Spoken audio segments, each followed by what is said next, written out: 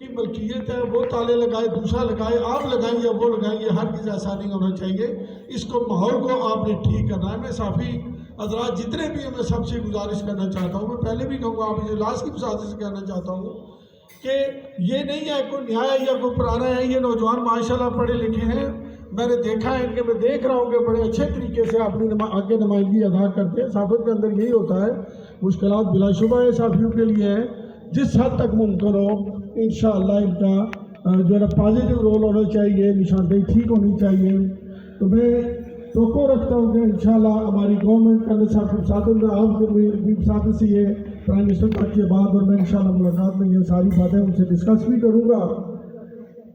اس وقت جو ہمارے جو مسائل ہیں اس وادی سمانی کے اندر لنکس روڈ ہیں, انفارچونیٹلی عدالتوں کی اسٹے کی وجہ سے یا اور کوئی معاملات کی وجہ سے اس 2 سال کے عرصے میں تقریباً 70 سے 80 کلومیٹر ہم سڑکوں سے معروم ہوئے. جو بھی بنائے چاہے وہ MLA کا اختیار ہو, گورنمنٹ کا اختیار ہو, اس وادی کے اندر وہ سڑکیں بنی چاہیے. جہاں